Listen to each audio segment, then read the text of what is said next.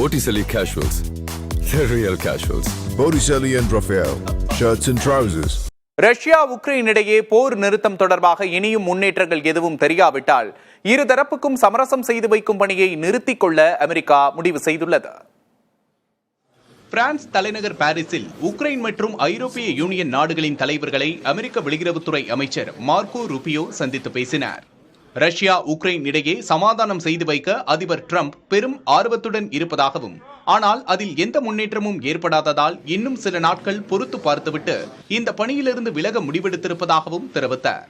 ரஷ்யாவுடனான போரை நிறுத்த உக்ரைன் அதிபர் ஜெலன்ஸ்கிக்கு வெள்ளை மாளிகையில் அதிபர் டிரம்ப் நெருக்கடி அளித்தது உலகெங்கும் பெரும் அதிர்வுகளை ஏற்படுத்தியது. அதே நேரம் ரஷ்ய அதிபரிடமும் டிரம்ப் தொலைபேசியில் பேசினார். போர் நிறுத்தத்திற்கு புதின் ஒப்புக்கொண்டாலும் அதற்கு பல்வேறு நிபந்தனைகளை விதித்தார். இதனைத் தொடர்ந்து பேச்சுவார்த்தையில் எந்த முன்னேற்றமும் ஏற்படவில்லை. ரஷ்யா உக்ரைன் மத்தியஸ்தத்திலிருந்து அமெரிக்கா விலகுவது சர்வதேச அளவில் டிரம்புக்கு ஒரு பின்னடைவாகவே பார்க்கப்படும். இஸ்ரேல் ஹமாஸ் போரை நிறுத்துவதிலும் ஆரம்பத்தில் சிறிய வெற்றி கிடைத்தாலும் அது தற்காலிகமான ஒன்றாகிவிட்டது. உலகளவில் போர்களை நிறுத்த டிரம்ப் எடுத்த முயற்சிகள் பலன் தரவில்லை என்றே கருதப்படுகிறது.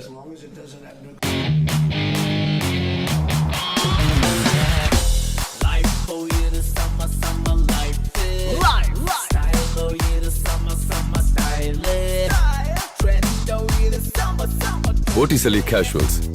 The real casuals. Botticelli and Raphael. Shirts and trousers.